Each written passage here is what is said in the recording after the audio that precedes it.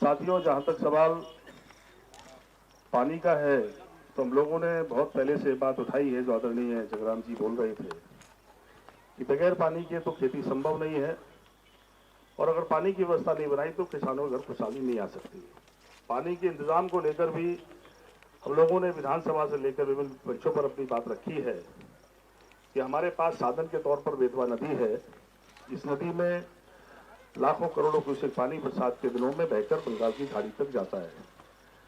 इन पे बने बांधों के विषय में भी हम लोगों ने कई मौकों पर चर्चा की कि पहला बांध हमारा 1886 में परीक्षा बना था, जो अंग्रेजों ने बनाया था लगभग 125 साल पहले। और एक बांध नहीं है, बल्कि ये बियर वॉल थी, चेक डैम एक्चुअली में ये बांध नहीं है, क्योंकि बांध के ऊपर से पानी नहीं जाता। ये बांध 1886 में, आज से 125 साल पहले बना। इसके बाद अंग्रेजों के समय में 1902 में सुकमा टुकमा बांध बना इसी नदी पर, और इसके बाद फिर बना राजघाट बांध हमारा, जो आजादी के पहले उसका बना माता टीला भी पहले शुरू हुआ और बाद तक चला। लेकिन आजादी के बाद हम लोगों ने जिस बांध को बड़े रूप में बनाया वो राजघाट बांध है। ये भी 10-12-15 सालों में बना।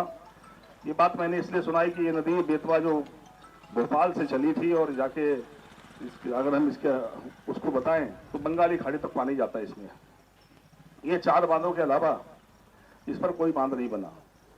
हम लोगों ने ये पक्ष आदरणीय अखिलेश जी की सरकार में उनके सामने रखा कि हमारे पास पानी है पर पानी के पहुंचाने का इंतजाम नहीं है, और ये बांध भी बहुत पुराने हैं, और बांध की उम्र के विषय में भी जो हमारा विज्ञान बताता है कि कंक्रीट की उम्र 100 साल है। तो ये 100 साल पुराने बांध हो गए।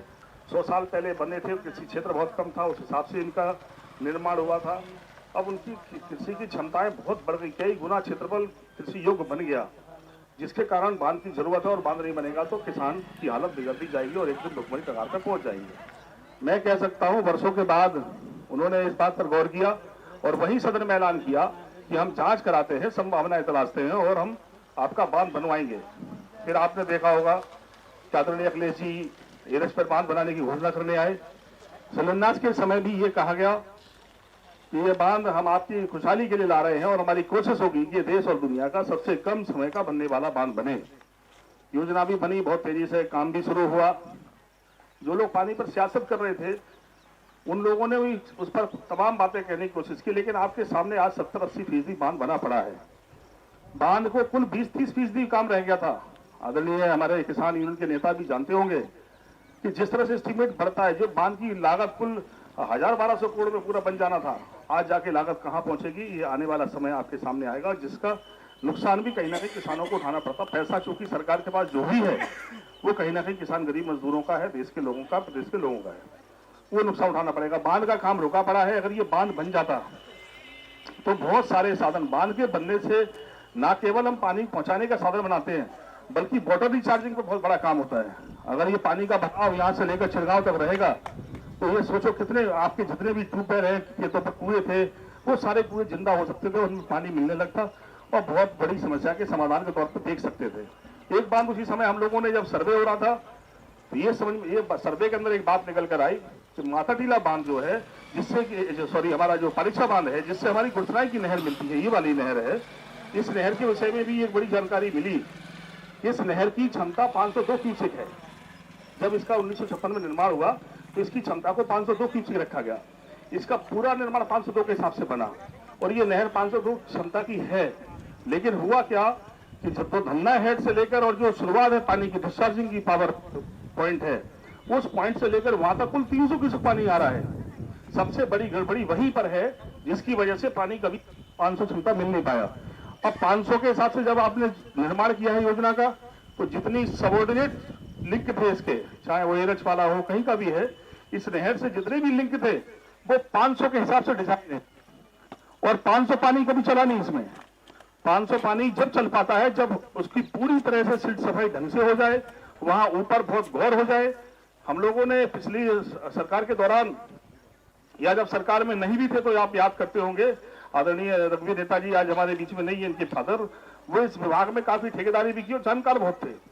हम लोग अपनी मशीनें लेके गए, विभाग ने एस्टीमेट बना रहा, नहर का का समय हो गया, तो कई मौकों पर कई सालों में पहले से प्लानिंग कर ली कि विभाग का जब तक पैसा आएगा तब तक तो बहुत खराब हालत हो जाएगी, और हम लोग खुद जाके नहरों पे घूमकर मशीनों से काम करा के पानी लाते रहे हैं।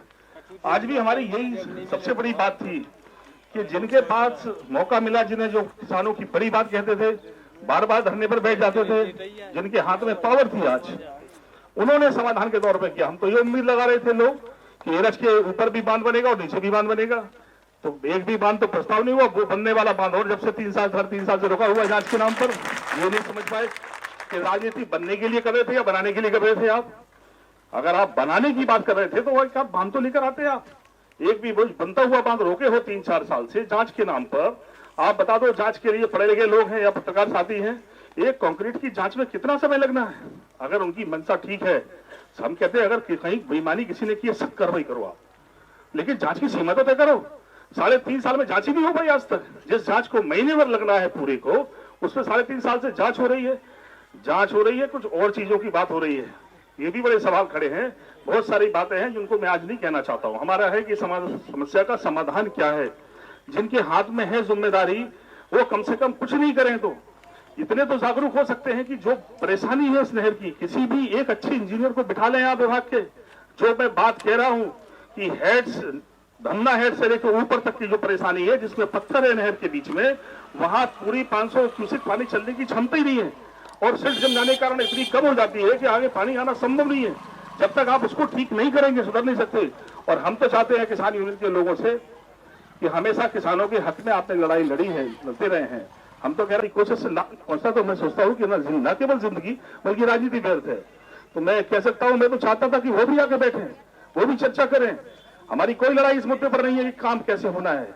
अरे भाई, आप खुल के बैठते क्यों नहीं साथ में? आप चर्चा करिए, बात करें। आपके पास तो आप दोनों रोल कर रहे हैं। आपने देखा होगा राजनीति में कि एक पक्ष है जिसके हाथ में ताकत है, सरकार है, वो काम करने का मौका जिनके पास है। हम देखते हैं कि वो दोनों रोल अदा कर रहे हैं। वो अगर सरकार के खिलाफ बोलकर ये कहते काम नहीं हो रहा है, तो समझ लो वो ही कह रहे सरकार फेल है पूरी तरह से। दूसरा कौन बता रहा है? अगर सरकार में बैठे लोग जिनके पास ये अधिकार है कि उनके पास बजट है, उनके पास ये अधिकार है, बजट का इस्तेमाल करने की पावर है, और वो भी अगर काम नहीं करा सकते तो फिर कब काम कराएंगे? तो हम तो आप सब लोगों से प्रार्थना करेंगे, आपके इस आंदोलन के माध्यम से न केवल राजनीतिक बात हम कर रहे हैं, बल्कि कह रहे हैं बड़ा मौका आपको मिला है। इस मौके पर बड़ी उम्मीदों से लोगों ने बनाया था, आपने हर मुद्दे पर धोखा दिया है। मैं कह सकता हूं कि प्रदेश की सरकार के फैसलों पर मैं आज, क्योंकि सब दल के लोग बहुत सारे बैठे हैं, कुछ लोग किन्हीं बातों से जुड़े हुए हैं, पर इस बात से सहमत होंगे, योजनाएं कोई ऐसी नहीं बनी जिससे लोगों को फायदा हो जाए। आप बता दो, कोई एक योजना ऐसी नहीं बना पाए पूरे समय में। और लगभग 4 लाख करोड़ का बजट है आज उत्तर प्रदेश की सरकार की। ये 4 लाख करोड़ रुपए लोगों की मेहनत की कमाई का पैसा है। इस पैसे से लोगों के हक में फैसले होने थे, लेकिन कोई भी फैसला मैं कह सकता हूं नहीं ले पा रहे हैं। और ये तो मूल मुद्दा है। अभी कोरोना से लोग कितनी बुरी तरह से ग्रसित हुए हैं, पूरा देश प्रभावित है, समाज प्रभावित है, गांव में गरीबी फैली है।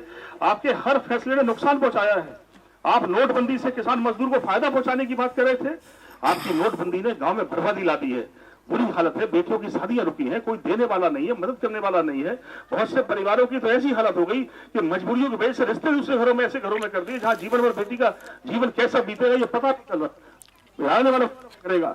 लेकिन इतने बड़े फैसले प्रभावित हुए, पढ़ाई छूट गई लोगों की। और अब इस हाल में जब कोरोना से प्रभावित होकर लोग लौटे हैं, घरों में खाने को नहीं है, पानी नहीं मिल रहा है, आगे जिंदगी किस दिशा में जाएगी, कहां जाएगा नौजवान का दिमाग, ये सोचने का विषय है। ये गंभीर बात है। पानी नहीं बल्कि हमारी जिंदगी जुड़ा सवाल है, हमारे आने वाली पीढ़ी के भविष्य का सवाल है। इस लड़ाई को गंभीरता से ले सरकार, और अगर सरकार नहीं लेती है तो हम कहते हैं किसान यूनियन के लोगों से, आप किसी भी विचारधारा के लिए काम कर रहे हो, पर समाजवादी पार्टी तुम्हारे साथ लड़ने मरने को तैयार खड़ी है, काम करने को खड़ी है। अगर जो भी फैसला आप करेंगे उस फैसले के साथ भी हम खड़े हैं। हमें किसी के साथ भी काम करने में कोई आपत्ति नहीं है, और हम उन लोगों के साथ हमेशा इज्जत और सम्मान करते हैं जो किसी दूसरे की लड़ाई को अपने सर पर मान कर लड़ने की कोशिश कर रहे हैं। मैं धन्यवाद देता हूं अनशनकारियों को। कम से कम आपके मार्फत मुझे उम्मीद है आज के बाद ये बातें लोगों की पहुंचेंगी, जिला प्रशासन हो चाहे प्रदेश में बैठे सरकार हो। मैंने कहा इंतजाम करो आप। समाजवादी पार्टी किसान आंदोलन के साथ खड़ी होगी और मजबूती से लड़ाई लड़ेगी, इंतजाम खुद करने की कोशिश करेगी। आपकी शकल नहीं देखेंगे लोग, बल्कि हमारी कोशिश होगी कि हम उस काम को, समस्या को कैसे समाधान कर दें। हम लोग खुद चलेंगे आपके साथ और चल के उस नहर का काम कराने का काम शुरू करेंगे। 1-2 दिन का अल्टीमेटम आप दे रहे हैं, आप दीजिए, या तो पानी भेजो और नहीं तो तैयार होगा समाजवादी पार्टी इन किसान आंदोलन के साथ खड़े होकर लड़ाई लड़े किसानों की। बहुत बहुत धन्यवाद। जय हिंद।